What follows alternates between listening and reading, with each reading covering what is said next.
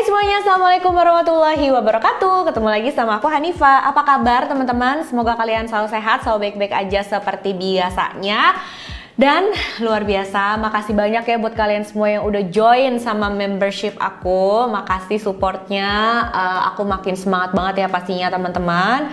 Dan untuk kalian yang belum join, mudah-mudahan bisa secepatnya join juga ya guys. Nah teman-teman, sebelum aku mulai bahas kasusnya, aku mau rekomendasiin satu channel YouTube yang keren banget, yaitu Cerita Adelisti. Mungkin banyak juga dari kalian yang udah nonton. Ini channel yang luar biasa bagus banget ya menurut aku. Selain dia juga membahas true crime pastinya, karena kalian tahu ya aku suka cerita-cerita true crime. Dia ini juga membahas kisah-kisah masa lalu kayak pemimpin di India, pemimpin di negara-negara lain gitu ya, yang kejam, yang unik dengan cerita-cerita mereka, dan itu kan menarik banget untuk dibahas ya teman-teman. Dia ini ngebahasnya dengan cara yang luar biasa enak didengar, gampang dimengerti. Aku yakin kalau kalian cobain sekali aja nonton videonya dia, kalian pasti ketagihan. Dia juga membahas legenda-legenda rakyat yang ada di seluruh dunia, sejarah-sejarah yang ada di seluruh dunia. Pokoknya kalian jangan lupa kunjungin channelnya. Link channelnya udah aku taruh di kolom deskripsi. Kalian tinggal klik dan nonton video-videonya. Jangan lupa di subscribe juga ya teman-teman, supaya kalian gak ketinggalan cerita seru dari Cerita Adelisti ini. Nah teman-teman, cerita hari ini tuh twisted banget. Dijamin kalian bakal terkejut denger ceritanya guys, karena bener-bener masih berhubungan dengan dunia maya. Emang ya kadang-kadang dunia online, dunia maya itu bisa memuaskan fantasi seseorang. Tapi hati-hati, fantasi itu tetap aja hayalan dan beda banget dari kenyataan guys. Kalau nggak hati-hati, bisa-bisa kalian nggak sanggup lagi tuh ngebedain mana yang nyata, mana yang cuma tipuan aja. Terus terlibat cinta segitiga online mematikan kayak kasus satu ini, yang akhirnya tuh ya Allah nggak worth it banget loh teman-teman, padahal nyesek banget sih ini. Pokoknya jangan pernah ngeremehin bahayanya cepet percaya sama orang yang kalian kenal lewat online. Oke deh, daripada panjang lebar, langsung aja yuk kita bahas kasusnya.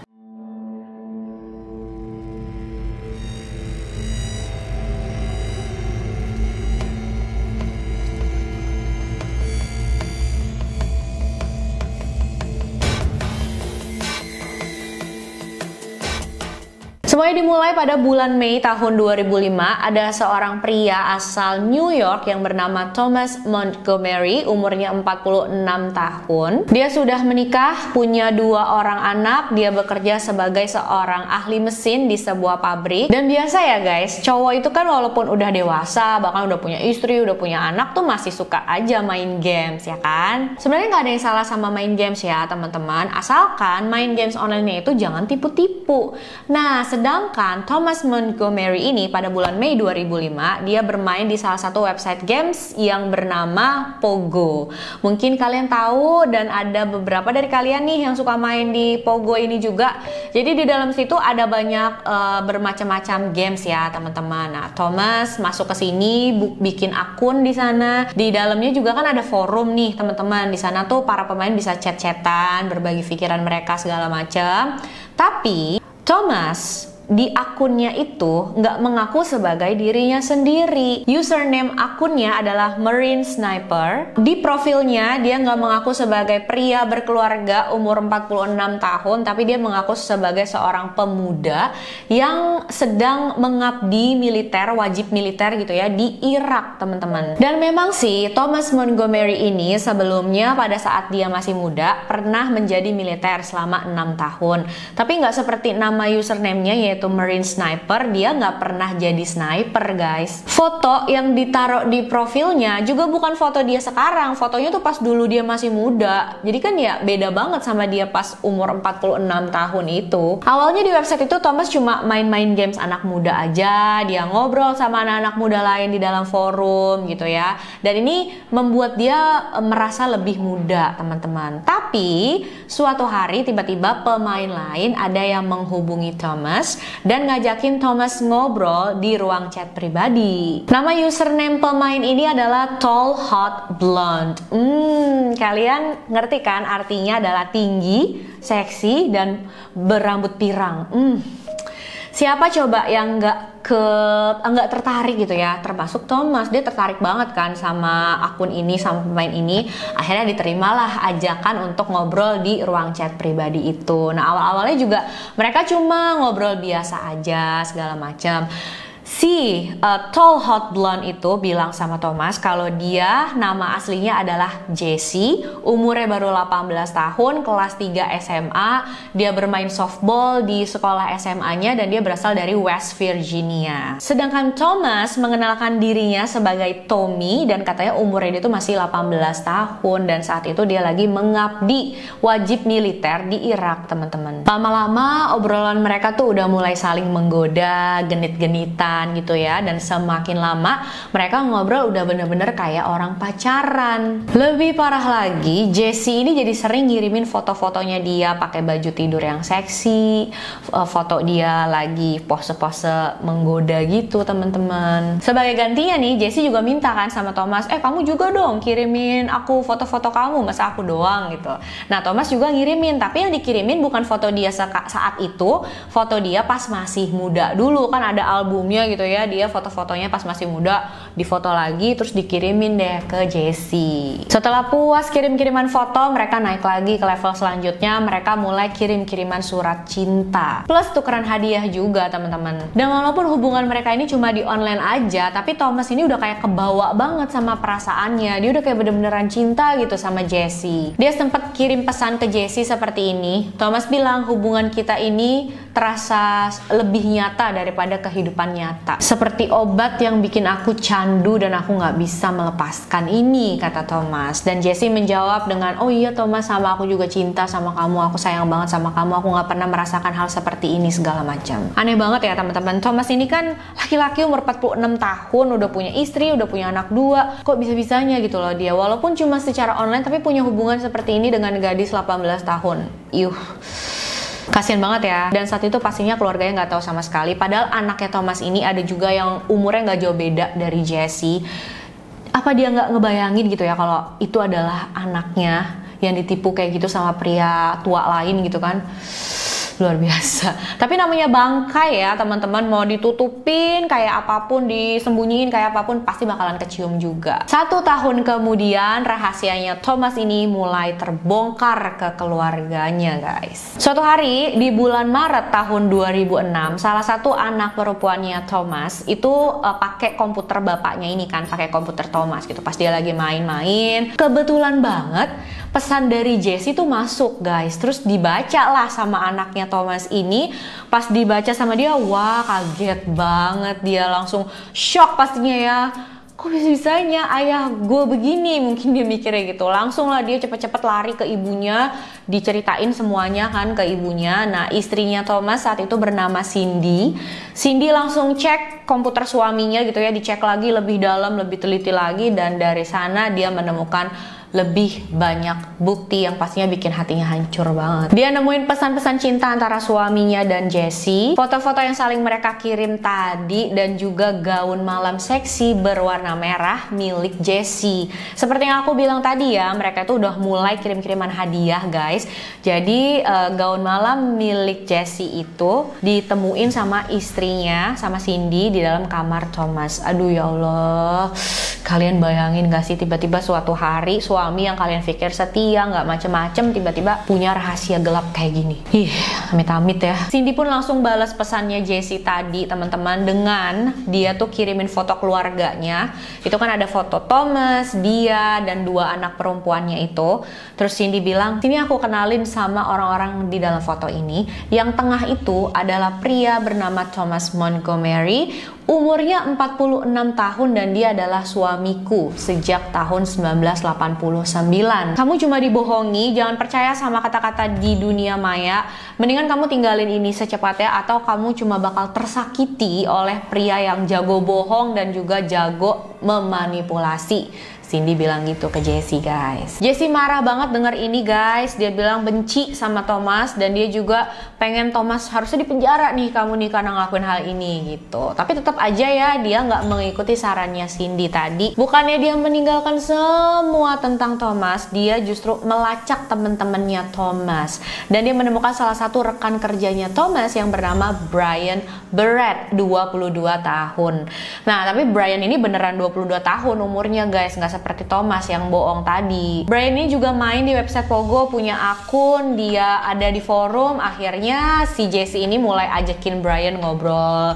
Dari yang awalnya di forum bareng-bareng sama yang lain, sampai mereka di ruang chat pribadi seperti Jessie dan Thomas tadi juga. Awalnya Jessie bilang sama Brian, dia ngubungin Brian karena pengen tahu apakah yang dibilang sama istrinya Thomas itu semuanya benar. Dan ternyata ya menurut Brian iya semuanya itu benar gitu kan. Tapi lama-lama mereka tuh mulai ngobrol-ngobrol kayak tadi juga sama Thomas deh. Mereka tuh mulai ngobrol yang saling menggoda, genit-genitan segala macam, sampai akhirnya ngobrol kayak orang pacaran beneran nih. Thomas kan tahu ya tentang hal ini, dia kan juga masih ada di forum. Dia ngeliat pada saat Jessie dan Brian ngobrol-ngobrol. Dia juga tahu dari salah satu rekan kerjanya yang lain. Karena Thomas dan Brian itu satu kerjaan, jadi Brian nih cerita sama temennya yang satu nih. Nah, temennya ini ngadu ke Thomas kayak gitu. Thomas ini kesel dan cemburu banget ternyata dengan hubungannya Jessie dan Brian gitu. Dia nggak bisa melepaskan begitu aja. Akhirnya dia bilang ya sama Jessie, kirim pesan, Jessie kamu lihat aja ya, Brian bakalan membayar semua ini dengan darah. Thomas juga sempat ngata-ngatain Jessie dengan segala macam omongan-omongan kasar. Terus untuk balas dendam, akhirnya Jessie dan Brian kasih tahu ke orang-orang yang ada di forum berapa umurnya Thomas sebenarnya. Kasih tahu kalau dia ternyata selama ini udah berbohong. Pasti kalian mikir setelah semua kejadian ini, kekacauan ini, Thomas dan Jessie tuh bakalan udahlah jauh, nggak ada hubungan, kesel-keselan segala macem. Tapi enggak, teman-teman. Nggak lama setelah kejadian itu Jessie hubungin Thomas lagi. Dia bilang kangen lah sama Thomas. Dia bilang masih cinta segala macem. Lah Thomas langsung seneng banget denger Jessie ngomong begini. Dia ngerasa wah aku udah bapak-bapak dan Jessie pun udah tahu aku udah punya istri, udah punya anak 2, tapi dia masih tetap sayang sama aku, kayak masih tetap mau terima aku apa adanya gitu kan di dalam pikirannya Thomas. Dan dia ya kayak ngerasa dapet rezeki nomplok gitu teman-teman. Tapi Jessie ini labil juga kayaknya teman-teman, karena nggak lama dia berhubungan lagi sama Thomas, terus dia ninggalin Thomas lagi, nggak tiba-tiba nyuekin Thomas gitu, dan dia mulai menghubungi Brian lagi, dia ngobrol-ngobrol lagi sama Brian. Bahkan kali ini hubungannya Jessie dengan Brian itu kayak mau dibawa ke level yang lebih serius karena mereka udah punya rencana untuk ketemu secara langsung. Brian mau datang ke West Virginia, nyamperin Jessie dan mereka bisa ketemuan gitu di sana. Nah, Brian sempat cerita ini ke salah satu rekan kerjanya. Dan rekan kerjanya ini ngaduin lagi ke Thomas. Akhirnya Thomas tahu kan kalau si Jessie sama Brian ini mau ketemuan. Emosi lagi dia, teman-teman. Tapi rencana mereka ini nggak pernah jadi kenyataan karena waktu Brian udah siap-siap dan dia udah siap mau berangkat gitu ya ke West Virginia, tiba-tiba Jessie nelfon terus bilang, "Maaf ya Brian, aku harus cancel, kita nggak bisa ketemu sekarang soalnya aku ada urusan mendadak." Saat itu hubungannya Jessie dengan Brian udah deket banget dan Thomas itu seperti dilupain begitu aja. Ini bikin Thomas benar-benar kesel, marah, cemburu, pokoknya semua deh hal-hal negatif udah ada di dalam dirinya Thomas gitu ya, sampai dia merencanakan satu hal yang sangat-sangat mengerikan, teman-teman. Pada tanggal 15 September 2006, Brian pulang kerja seperti biasa. Hari itu dia masuk ke dalam mobil, tapi ternyata hari itu di parkiran Thomas sudah nungguin Brian sambil bawa senapan militer, guys. Jadi pas Brian masuk ke dalam mobil, dia langsung buka pintu mobil dan ditembak ya Brian sama Thomas itu sebanyak 3 kali. Brian langsung tewas di tempat. Thomas langsung pergi kabur dari sana. Jasadnya Brian yang ada di dalam mobil itu akhirnya ditemukan oleh salah satu pekerja. Pekerja itu langsung telepon polisi. Polisi datang ke sana dan mulai melakukan penyelidikan. Mereka awal-awal nanya ya sama rekan kerjanya Brian. Nah, mereka ini menceritakan ke polisi tentang cinta segitiga online antara Brian, Jessie, dan Thomas. Polisi langsung melakukan pencarian untuk Thomas dan saat itu mereka juga khawatir banget dengan Jessie. Kalau Thomas Thomas bisa melakukan hal itu kepada Brian, apa yang bisa dia lakuin terhadap Jesse juga kan teman-teman? Karena kan kalau misalkan dia dendam, dia kesel, pasti kan sama dua-duanya nih, sama Brian dan Jesse juga. Polisi melacak di mana ya kira-kira mereka bisa menemukan si Jesse ini, tinggalnya di mana segala macam. Tapi ternyata semua informasi yang diberikan dia kepada Thomas tentang tempat tinggalnya di mana segala macam itu benar teman-teman. Disamperin lah ya sama polisi ke rumahnya Jesse. Pas sampai di sana mereka ketuk pintu, tapi yang bukain pintu di rumah Jesse itu adalah seorang wanita parubaya berumur 45 tahunan juga bernama Mary. Dan Mary ini adalah ibunya Jesse guys. Polisi langsung tanya kan sama Mary, kamu tahu Jesse anak kamu di mana segala macam. Terus Mary menceritakan satu hal yang ini nih yang bakal bikin kalian terkejut teman-teman. Ternyata selama ini yang berhubungan secara online dengan Brian ataupun Thomas itu bukanlah Jesse yang sebenarnya, tapi ibunya Jesse yang bernama Mary Schiller guys, yang membukakan pintu untuk polisi itu. Dan umurnya 45 tahun bukan 18 tahun. Kalau Jesse yang sebenarnya dia memang berumur 18 tahun, masih kelas 3 SMA, main softball di sekolah. Tapi dia ini anaknya Mary Schiller ini loh teman-teman. Sedangkan yang berhubungan online itu bukan Jesse. Jadi Mary ini mengambil identitas anaknya, pakai nama anaknya, pokoknya pakai identitas anaknya untuk kenalan dengan cowok di online itu. Dan ini dia lakuin tanpa sepengetahuan Jesse yang sebenarnya juga. Ya Allah, ini mak-mak gila ya guys.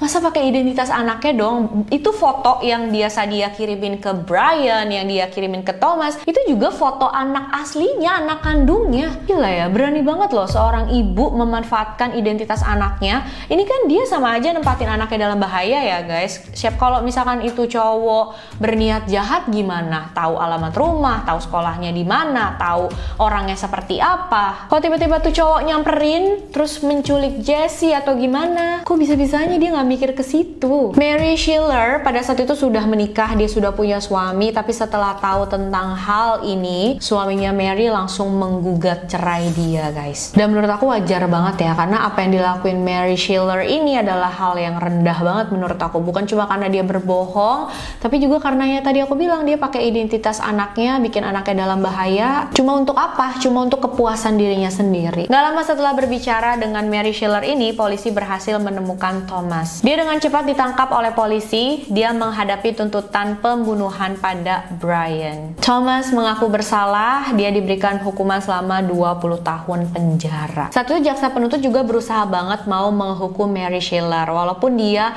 nggak secara langsung menembakkan senjata ke Brian, tapi menurut jaksa penuntut Mary ini ada andil juga gitu ya, ada peran juga gitu. Kenapa si Thomas bisa membunuh Brian seperti ini? Mary itu dianggap sudah memicu kecemburuannya Thomas guys. Tapi sayang walaupun jaksa penuntut sudah berusaha, menurut pengadilan Mary itu tidak melakukan hal apapun yang melanggar hukum gitu ya teman-teman. Jadi sampai sekarang memang di sana pun belum ada peraturannya untuk orang-orang yang berbohong tentang identitasnya di internet gitu, dan itu nggak ada hukumannya gitu teman-teman. Jadi ya Mary dibebaskan, dia nggak dapat tuntutan apapun. Tapi semua yang udah Mary lakuin ini kayaknya menurut anaknya, menurut suaminya ini udah cukup parah banget gitu ya, karena anaknya Mary yang bernama Jesse tadi, dia udah nggak mau punya hubungan apa-apa lagi dengan ibunya.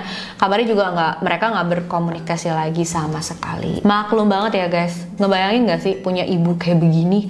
Ya Allah, bukan yang ngelindungin kita, tapi malah manfaatin kita gitu ya, buat kepuasannya sendiri, cuma buat kenalan sama cowok yang lebih muda di online. Bahkan bagiin foto kita pada saat kita pakai baju yang seksi segala macam. Kasus ini benar-benar booming banget di Amerika sana ya guys, sampai dibikinin film dokumenterinya pada tahun 2009, terus di tahun 2012 bahkan dibikinin film layar lebarnya yang berjudul Tall Hot Blonde. Nah, ini filmnya lumayan seru juga nih guys, untuk kalian yang lagi bingung mau nonton apa, boleh nonton ini juga. Ini seru sih. Miris banget ya, semua tragedi mematikan ini cuma gara-gara cinta segitiga online yang palsu. Mary ya bukannya gadis umur 18 tahun, Thomas ternyata juga bukan pria muda ganteng umur 18 tahun. Dan yang jujur di antara mereka adalah Brian, tapi dia justru menjadi korbannya guys. Duh, inilah ya kenapa kita harus hati-hati banget kalau kenal pertama kali sama orang lewat online. Karena nggak semua yang terlihat di dunia maya itu sama seperti kenyataannya. Gimana menurut kalian tentang kasus ini guys? Nyangka nggak sih akhir ceritanya bakal begitu? Aku nih ya pertama kali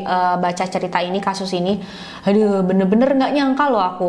Kayak bingung aja gitu, apa sih yang didapat dari percintaan online semacam ini sampai si Mary mau ngorbanin keselamatan anaknya, Thomas juga mau ngorbanin keluarganya, ngorbanin rumah tangganya.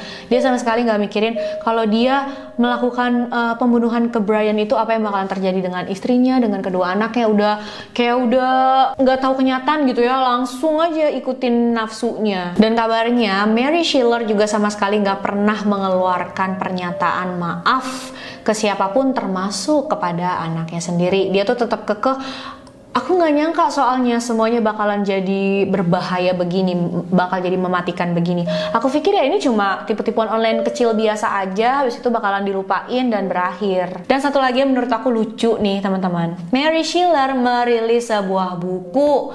Bukunya tentang apa? Tentang bahayanya internet. Setelah apa yang dia lakuin guys, dia bikin buku kayak begini. Jujur nih aku nanya, apa ada yang mau beli bukunya ya guys?